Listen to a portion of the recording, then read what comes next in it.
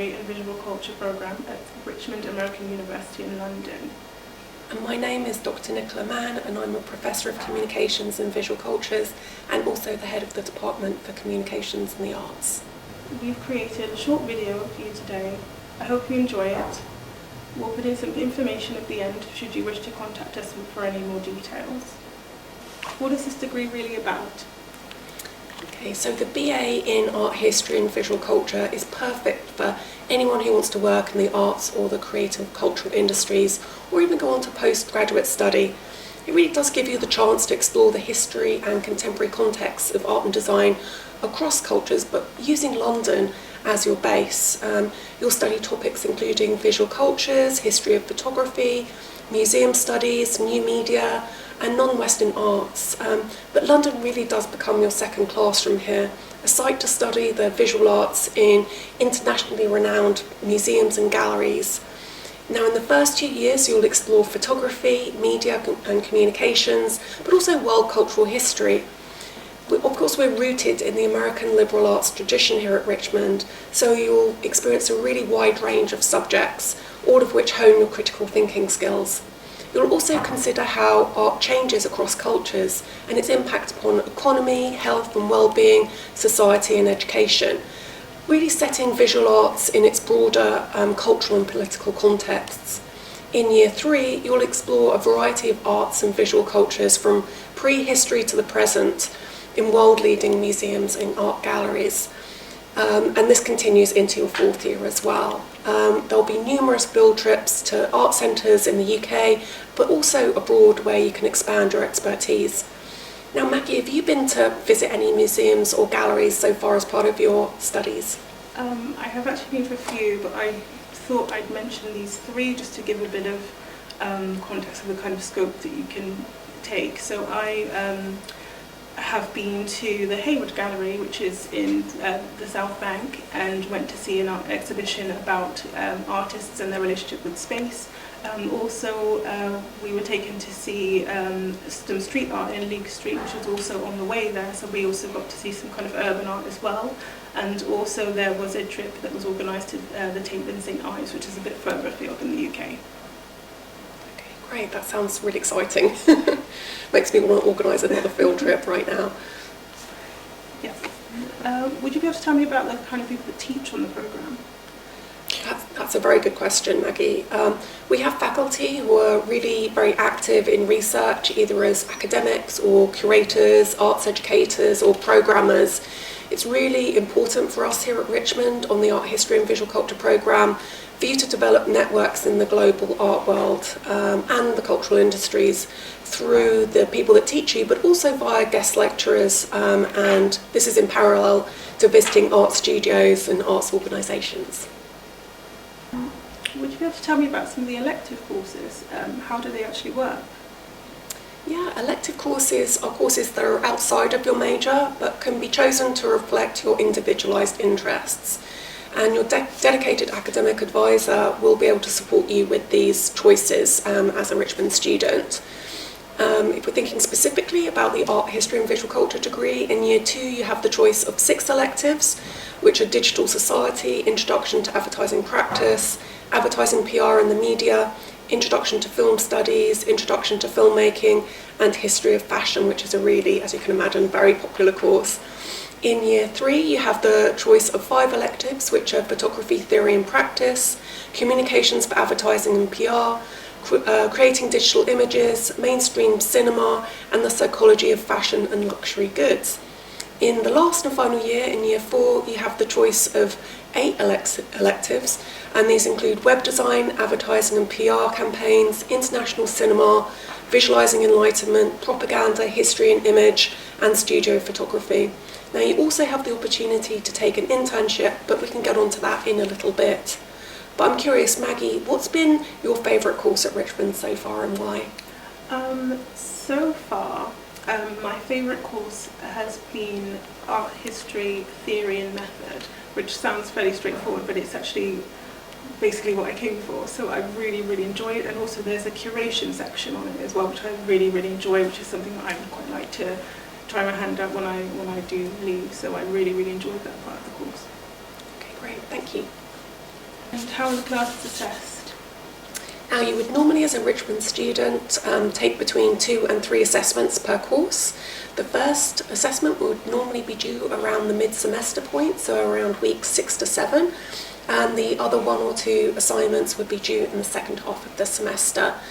Now, the assessments on art history and visual culture are very varied and innovative, as you can imagine, ranging from, we do have traditional essays and exams and reviews and that kind of thing, but we very much encourage assessments like group projects, even website creation, and exhibition space design projects.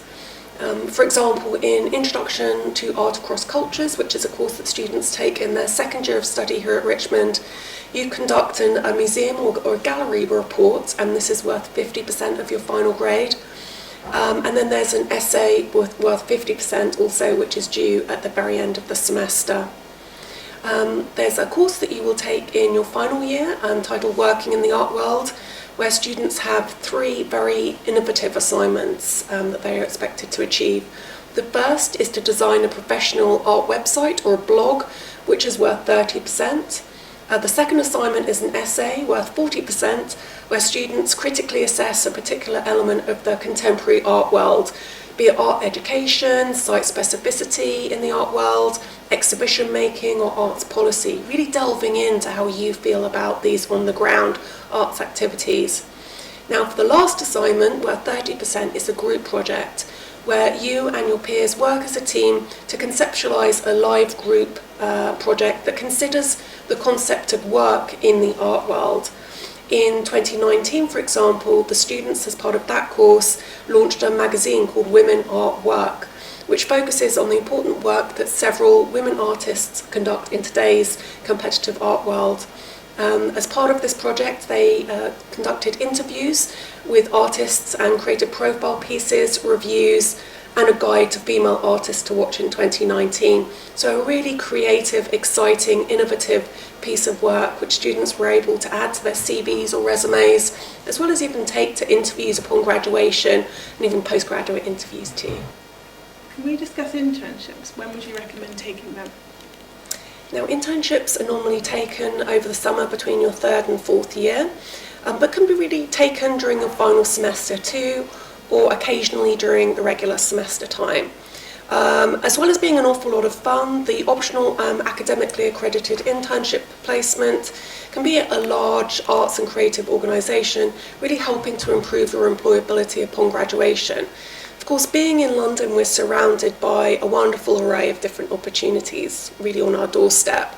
However, we do also offer a world internship, which gives students the chance to do an international internship rather than just focusing on London. That said, most students are here because they're interested in working in the creative and cultural hub that is London, and looking to be employed here in London after graduation. So most students on the programme do stay in London. Now, the internship has many, many benefits. It allows students to learn from professionals in their own field. It allows you also to transfer knowledge from the classroom into the workplace, but also to network and make contacts in the field, which are very valuable to future employment prospects, really. But you can also, perhaps most importantly, gain confidence in your own capabilities, your own creativity and communication skills. So yes, I definitely recommend taking an internship. What kind of places have students done internships in?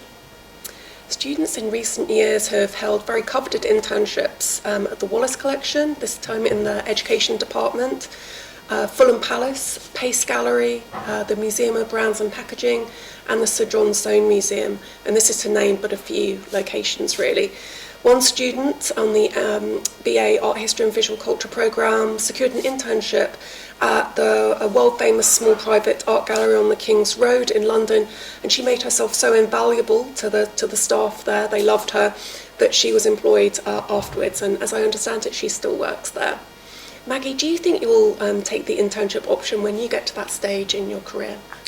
Yes. I actually do. I think being a mature student, I think you get into the habit of thinking that you know everything.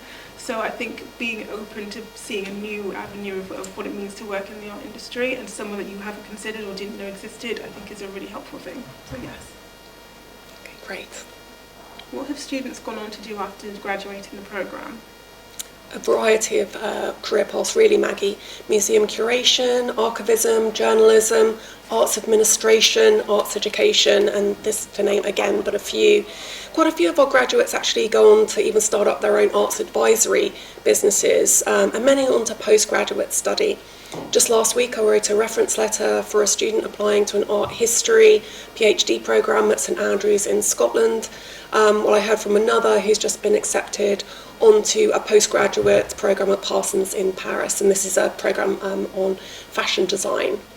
Maggie, what do you think you want to do for a career after graduation? Actually, I think I'd like to do everything. So I would like to continue with education, so I'd like to look into doing a master's or some sort of research-based qualification. I would like to actually do research. I'd also like to go into things like art advisory and look at the financial side of the art market as well, and also kind of work in other countries as well, looking at art, and also working with institutions to decentralise art collections as well. So I think that would be something I'd really like to do. Wow, that sounds exciting. Hope you keep in touch. Do you go on foreign trips? We do indeed. We will not be spending all of our time in the classroom. Essentially, London, Europe and the world beyond becomes our second classroom, and we've recently had trips for the Art History and Visual Culture programme to Istanbul, Milan, Florence, Rome, Barcelona last fall, a couple of years ago, Venice, and later this spring we plan a trip to Berlin.